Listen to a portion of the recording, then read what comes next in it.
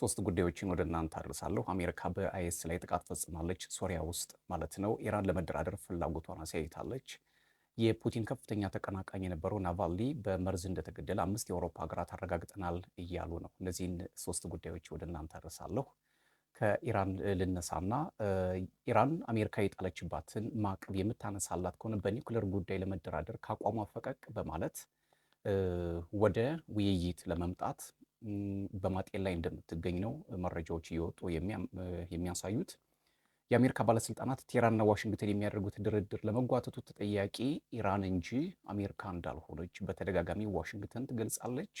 ቴህራን ደግሞ አሜሪካውያን ቅጥ ያጣ ፍላጎታቸውን እስካላስተካከሉ ድረስ በኒውክሌር ጉዳይ ላይ አልደራደርም፣ በተለይ ደግሞ ከአቋሚ ፈቀቅ የማልልበት የሚሳኤል ጉዳይ ነው። ሚኮዝ የሚሳኤል ጉዳይ ህልውናን የማስቀጠል ጉዳይ ስለሆነ በዚህ ላይ አልደራደርም የሚል አቋሟን አሳውቃ ነበረ። በተለይ ለ5 ጊዜ በኒውክሌር ጉዳይ ላይ ተነጋግረዋል። በስድስተኛው ነው ጦርነቱ የፈነዳው። የትኛው ጦርነት? በባለፈው ከእስራኤል ጋር ሆነው ኢራንን የመቷት ከ5ኛ ድርድር በኋላ ነበር። ይህ ድርድር አልሳካ ካለ በኋላ ወደ ጦርነት መግባታቸው መካከለኛው ምስራቅን ምን ያህል አስጨንቆት እንደነበር የሚታወስ ነው።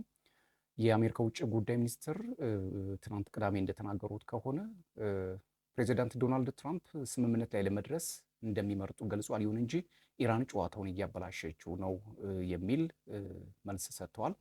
ኢራን ምክትል የውጭ ጉዳይ ሚኒስትር ማጂድ ታክት ራሻንዴ ኳሱ በአሜሪካ እጅ ነው፣ ስለዚህ አሜሪካውያን በተረጋጋና በሰከነ መንገድ ሁለቱንም ወገኖች ሊያሸንፍ የሚችሉም ደግሞ ሊጠቅም የሚችል ዊን ዊን ፖለቲክስ የሚባለውን ነገር የሚያመጡና በዚህ ሀሳብ ላይ የሚስማሙ ከሆነ እኛም አንድ እርምጃ ወደ እነሱ እንቀርባለን፣ እነሱም አንድ እርምጃ ወደ እኛ መቅረብ አለባቸው የሚል መሟገቻ ያቀርባሉ።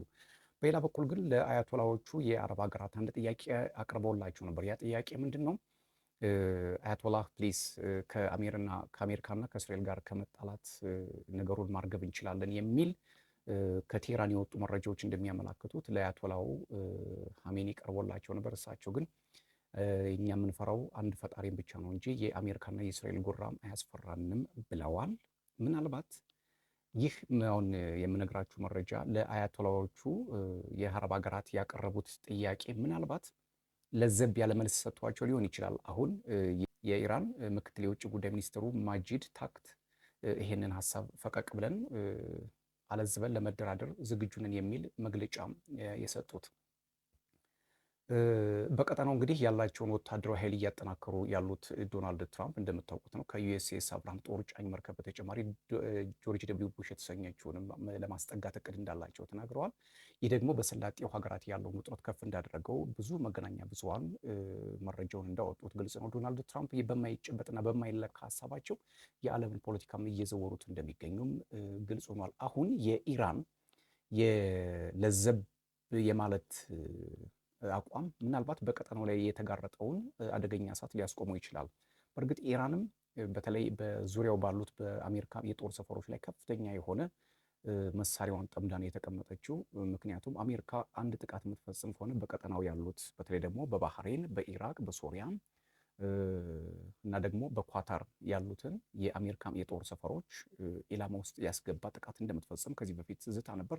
ዋሽንግተን ደግሞ ኢራን ምንም አይነት እንቅስቃሴ የምታደርግ ከሆነ እጅግ በጣም የከፋ ነገር ይገጥማታል እያሉ ዶናልድ ትራምፕ በተደጋጋሚ በተለይ የከፋ ነገር ዊ ኖክ ዘም ዳውን ይሄ ኖክ ዳውን የሚለውን ብዙ ጊዜ የሚደጋግሙት ቃል ነው። ዊ ኖክ ዳውን ዘም ወደ በጣም እናሽመድምዳቸዋለን፣ እናንበረክካቸዋለን ነው የሚሉት ኢራናውያን ወይም ደግሞ አያቶላውያኑ ደግሞ ለፔንታጎናውያኑ የሚሰጡት መልስ ምንድን ነው? በክብራችን አንደራደርም። በየትኛውም መልክ ቢሆን ኢራን አሳልፋ ሰጥታ ክብሯን ዝቅ አድርጋ ለድርድር የምትቀርብበት ምንም አይነት መንገድ የለም ሲሉ ፔዜሽኪያንም አባስ አራግቺም አያቶላውም በደንብ ግልጽ አድርገዋል። በአብዮታዊ ኢስላሚክ አብዮታዊ ዘቡም በግልጽ አቋማቸውን አሳውቀዋል። ጦርነቱ አሁንም የሚበርድ አይመስልም። በዚህ በኩል ኔታንያሁ ለ6 ጊዜ ዋሽንግተን ድረስ እየተመላለሱ ኢራንን እስከ መጨረሻው ማጥቃት እንደሚኖርባቸው ለትራምፕ ሀሳባቸውን ያቀርባሉ። ትራምፕ ደግሞ እንደምታውቁት ሀሳባቸው የሚጨበጥ አይደለም። የሶርኖ አይሉም ይወላውላሉና ትንሽ ለኔታንያሁ በጣም አስቸጋሪ ሆኖባቸው ነው ያለፈው። በተለይ ባለፈው ሳምንት ዋይት ሀውስ ላይ ያደረጉት ንግግር ትንሽ ከዶናልድ ትራምፕ የጠበቁን ባለማግኘታቸው ቅር ሳይሰኙ እንዳልቀረ ነው ብዙ መገናኛ ብዙሃን የሚናገሩት። ሌላው መረጃ የሚሆን ምንድን ነው? ዩኤስ ስትራይክስ ዶዘንስ ኦፍ ኢስላሚክ ስቴት ታርጌትስ ኢን ሲሪያ ኢን ሪታሊዬሽን ፎር ዴድሊ አምቡሽ። በባለፈው 2 ወር 2 የአሜሪካ ወታደሮች መገደላቸውን ተከትሎ ጥቃት ወስጃለሁ ትላለች። በዚህም ወደ 30 የሚጠጉ ኢስላሚክ ስቴት ወይም ደግሞ የአይኤስ አባላትን ህይወታቸውን አጥፍቻለሁ እያለች ነው አሜሪካ የምትናገረው። በዚህ ላይ በስካይ ኒውስ ይዞት የወጣው መረጃ እንደሚያሳየው ዩኤስ ሚሊታሪ ሃዝ ሴድ ኢት አታክድ ሞር ዛን 30 ኢስላሚክ ስቴት ታርጌትስ ኢን ሲሪያ ኤርሊየር ዚስ መንዝ ኢን ሪታሊዬሽን ፎር ዘ ዴዝ ኦፍ 2 ዩኤስ ሶልጀርስ ኤንድ አን አሜሪካን ሲቪሊያን ኢንተርፕሪተር ኢን አን አይኤስ አምቡሽ 2 months ago። በባለፈው ወር እንግዲህ አንድ አስተርጓሚን ጨምሮ 2 የአሜሪካ ወታደሮች ህይወታቸው ማለፉ ይታወቃል፣ በአይኤስ ጥቃት ማለት ነው። አሜሪካ ደግሞ ይሄንን የበቀል ምላሽ በመውሰድ 30 የሚሆኑ የቡድኑን ኃይሎች ገድያለሁ እያለች ነው የምትከራከረው። ዌፐን ስቶሬጅ ፋሲሊቲስ ኤንድ አዘር አይኤስ ኢንፍራስትራክቸር ዌር ታርጌትድ ኢን 10 ስትራይክ ቢትዊን 3 ፌብሩዋሪ ኤንድ ላስት ሳተርዴይ። ዩኤስ ሴንትራል ኮማንድ ያወጣውን የአሜሪካ ማዕከላዊ ዕዝ እንዳወጣው ከሆነ 10 የሚሆኑ አደገኛ የሆኑ ጥቃቶችን ፈጽማለች አሜሪካ። በዚህ ላይም ደግሞ በቡድኑ ላይ የማያዳግም እርምጃ ወስጄበታለሁ እያለች እየተከራከረች ነው። አይኤስ በበኩል እስካሁን ድረስ የሰጠው መግለጫ የለም። ነገር ግን አሜሪካ እንዳያንሰራራ አድርጌ ቡድኑን ጥቃት አድርሼበታለሁ ነው የምትለው። ይሄ ያው የተለመደ ፖለቲካ ነው። አይኤስ ብዙ ጊዜ ከባድ ጥቃቶችን በመፈጸም የአሜሪካን ወታደሮች በመግደል ይታወቃል። በዚህ ቀጠና ላይ ደግሞ ከፍተኛ የሆነ ጫና እየፈጠረ እንደሚገኝም የሚታወቅ ነው። ሌላው ዩሮኒውስ ይዞት የወጣው መረጃ እንደሚያሳየው ሩሲያ ዝነኛውን የፑቲን ተቃዋሚ አሌክሲ ናቫልኒ የሚባለውን ነው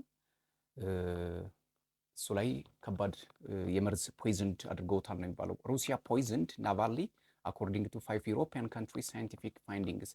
እንግዲህ ሳይንሳዊ ምርመራዎችን አድርገን የናቫልኒን ገዳዮች ደርሰንባቸዋል፣ እነዚህ ተጠያቂዋ ሩሲያ ናት የሚል መግለጫ ወጥቷል።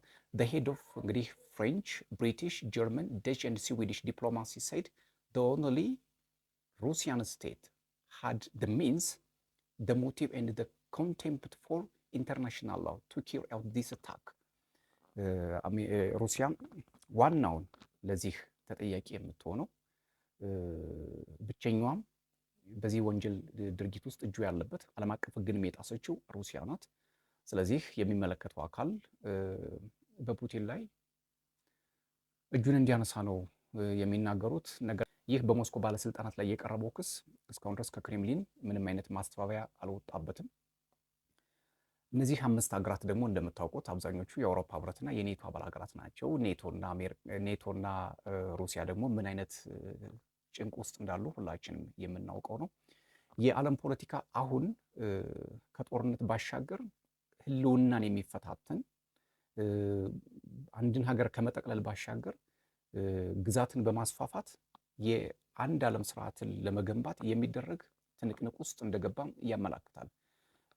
ሌላው እዚህ ላይ አሁን ፑቲን ባይዘወይ ተቃዋሚዎቻቸውን በማጥፋት በጣም አደገኛ ሰው መሆናቸውን ማወቅ ያስፈልጋል። ምንም ይሄ የሚያወላድ ሀሳብ አይደለም።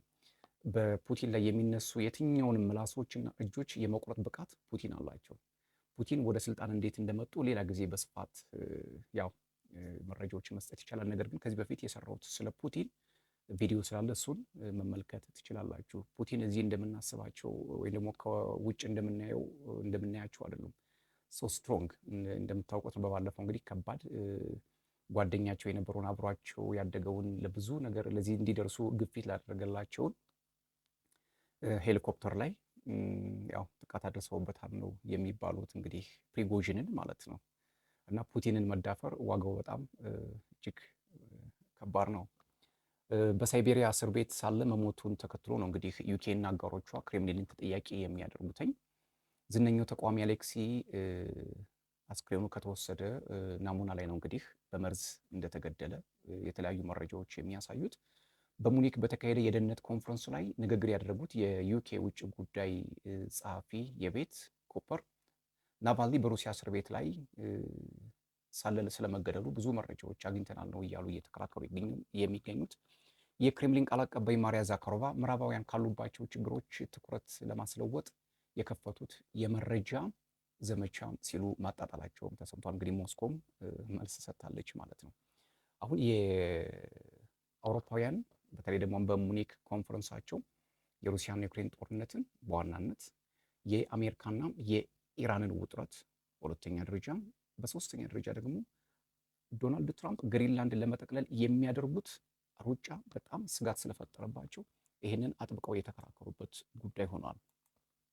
በዚሁ እንግዲህ አንድ መረጃ የምሰጣችሁ ምንድን ነው የዩናይትድ ኪንግደም ጠቅላይ ሚኒስትር ኬር ስታርመር እንደተናገሩት ከሆነ እጅግ በጣም አውሮፓ ከባድ የሆነ አጣብቂኝ ውስጥ ገብቷል።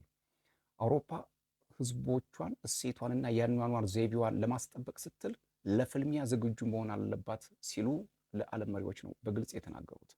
ትናንትናም ያው በሙኒክ ኮንፈረንስ ላይ የእርሳቸው አዲስ የዩሮ አትላንቲክ ኦርጋናይዜሽን መፈጠር አለበት፣ ጠንካራ የሆነ ኔቶ መፈጠር አለበት ብለው ተናግረው ነበር። የፈረንሳዊ ፕሬዚዳንት ኢማኑኤል ማክሮንም የዚህ ተጋሪ ናቸው። እንደተናገሩት እሳቸው ስትሮንግ ዩሮፕ ያስፈልጋል ነው ያሉት። ዛሬም ደግመውታል ኬር ስታርመር። ስለዚህ አንድ ነገር መመልከት ይቻላል ከዚህ ላይ አንደኛ ዶናልድ ትራምፕ አሁንም ኃያልነታቸውን እያሳዩ ነው። ወደ ግሪንላንድን ከጠቀለሉ በኋላ ደግሞ ሌሎች ሀገራትንም የሚፈልጓቸውን ለማምጣት ኔቶንም ለማሽመድመድ ሰፊ የሆነ ጉልበት ይኖራቸዋል። ተፈሪነታቸውን የአሜሪካ የበላይነት ለማስጠበቅ የሚያደርጉትን ጉዞ ያሳልጣሉ ማለት ነው። ግሪንላንድንን በደንብ እጃቸው ውስጥ ከገባች ለዶናልድ ትራምፕ ትልቅ ሰርግና ምላሽ ነው። ምክንያቱም ቻይናና ሩሲያ በዚህ ላይ ያላቸው የበላይነት ቶታሊ ያከትማል። ግን ዶናልድ ትራምፕ ይሄ ይሳካላቸዋል ወይ የሚለውን ቀስ ብለን የምናየው ጉዳይ ነው የሚሆነው። እንግዲህ ጠቅለል ያሉት ዋና ዋና መረጃዎቹ እንግዲህ እነዚህ ናቸው። በተለይ ሶስቶቹ የኢራን ወደ ድርድር ለመምጣት አዝማሚያ ማሳየት በጣም ትልቅ ለውጥ ነው። አውሮፓ ግን በጣም በከባድ የሆነ ፍርሃት ውስጥ ገብቷል። ምክንያቱም ዶናልድ ትራምፕ ግፊታቸው ቀጥሏል። እርሳቸውም ግሪንላንድን ከመጠቅለል የሚያስቆመኝ የለም እያሉ ነው። ሶስተኛው እና ትልቁ ጉዳይ ናቫልኒን ሩሲያ በመርዝ ገለዋለች የሚለው አሁንም በጣም እየተራገበ ያለ መረጃ ነው። ሌላው አሜሪካ በአይኤስ ታጣቂዎች ላይ ሶሪያ ውስጥ በሚገኙ የኢስላሚክ ስቴት ታጣቂዎች ላይ ጥቃት ፈጽሜያለሁ፣ ይህን እቀጥልበታለሁ ማለቷ ነው። እንግዲህ ዋና ዋና ለዛሬ ያዘጋጀሁላችሁ መረጃዎች እነዚህ ናቸው። እናንተም ሰብስክራይብ፣ ላይክ፣ ሼር፣ ኮሜንት እያደረጋችሁ ቤተሰብ እንድትሆኑ የአክብሮት ግብዣዬ ነው።